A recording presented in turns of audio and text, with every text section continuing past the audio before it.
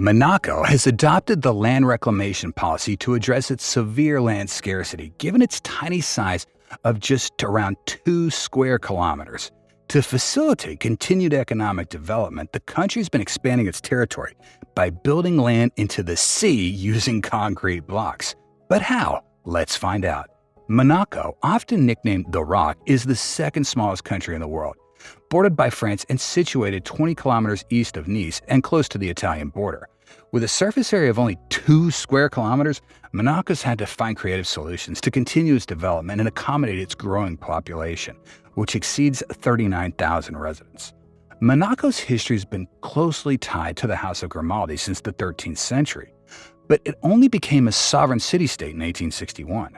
Over the years, the principality has developed a reputation for luxury and wealth, partly due to its favorable tax regime established in 1869. Today, it boasts the highest concentration of millionaires and billionaires globally, making space a precious commodity. To address its spatial constraints, Monaco's turned to the Mediterranean Sea for expansion.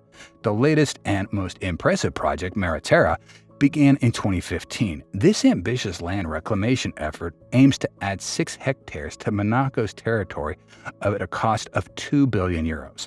The project involves the world's leading architects and construction companies, including Boyou and Eiffage, and employs a workforce of 2,300 people daily. Terra is designed to be ecologically responsible, although it has faced criticism for catering primarily to the wealthy. The project includes extensive measures to protect the environment. For example, before construction began, the seabed was cleaned and essential marine plants like Posidonia seagrass were relocated. The project also features a curved design to align with sea currents and employs materials that facilitate the growth of marine life. The engineering behind Terra is nothing short of spectacular. The project involved creating a 500-meter-long embankment using local rock and 18 massive concrete caissons, each 27 meters high and weighing 10,000 tons. These caissons were meticulously positioned with the help of ships and divers to ensure precision. The construction also includes pathways and cells within the caissons to provide habitats for fish. Once completed, Terra will house luxury homes designed by renowned architects. The development will feature 130 apartments, 10 villas, and 4 townhouses. Notable contributions include designs by Renzo Piano, Tadao Ando, Norman Foster, and Stefano Bori. The smallest units will be at least 300 meters, with villas exceeding 2,000 meters, making them highly exclusive properties. Despite these high prices, which can reach up to 120,000 euros a square meter, most properties have already been sold. Despite its focus on luxury, Terra also includes public spaces accessible to all. The development will feature numerous green areas coordinated by landscape architect Michel Devines, including a vast park called the Pine Forest in the Valley.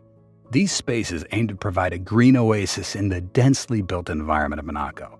The Promenade du Prince Jacques, named after Monaco's crown prince, will soon become a notable landmark in the principality.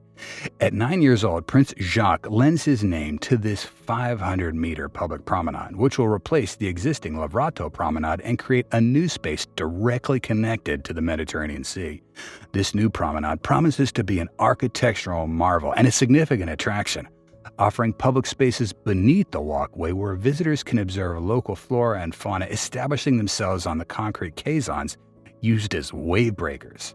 At the end of the promenade, Le Petit Portier, a marina with 15 slips for boats up to 16 meters in length, will be located at the base of Lorenzo residence. North of the marina, Place Gabriella, named after Prince Jacques' twin sister, will feature 4 refreshing basins. This high square is designed as one of the main gateways to the new era, which will be predominantly pedestrianized. In addition to housing and public spaces, the development will offer approximately 4,000 square meters of new retail space, enhancing the commercial appeal of the area.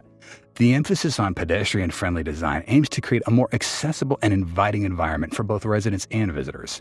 While construction projects often face delays, the Terra program is notable for its efficiency. The project is set for completion in November 2024, a remarkable 8 months ahead of schedule. The Promenade du Prince Jacques is poised to become a major feature of Monaco's coastline, blending luxury, public accessibility, and environmental awareness. This development will not only enhance Monaco's appeal as a destination, but also provide new spaces for its residents to enjoy. Monaco's expansion through land reclamation may be a reasonable approach to its spatial limitations, but is it truly feasible? Monaco's Mediterranean coastline is already a delicate and vulnerable environment, and any further land reclamation projects pose a threat to the total ecosystem. Recognizing this, Monaco's leaders have approached the prospect of additional land reclamation with great caution, insisting that new projects meet strict environmental standards to minimize damage to local flora and wildlife. Prince Albert II has been particularly insistent that any expansions disturb the seafloor as little as possible. He's proposed that new projects be built on stilts similar to oil rigs to avoid significant disruption to marine environment. Monaco is not alone in its efforts to reclaim land from the sea. Cities like Dubai, Venice, and parts of China have launched similar projects with comparable intentions. Historically, Monaco has a track record of land reclamation, with up to 20% of its existing land area being artificial. The first expansion dates back to 1865 with the creation of the railway, and by 1880, 5.5 hectares had been reclaimed from the sea in areas like Fonteville, La Rousse, and La Condamine.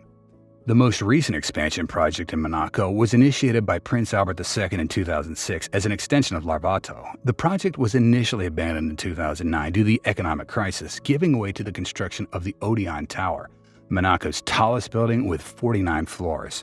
Apart from the economic challenges, there were significant environmental concerns which delayed the project till 2020. To mitigate the environmental impact, the Principality has reformed the project, aiming to reduce the disturbance to the seafloor. The Portier Cove project is set for completion in 2025 and will accommodate over 1,000 new inhabitants in luxurious homes. However, the expansion has sparked questions about whether such projects are driven by necessity or business interests. The real estate business generated by the new district is expected to be worth millions. Despite these efforts, concerns remain about the fundamental need to alter the marine ecosystem in Monaco's quest for expansion. But there really isn't any other option for Monaco to accommodate its growing population. We are committed to releasing 2 videos a week. Like, share, subscribe, and hit the bell icon for more visionary builds.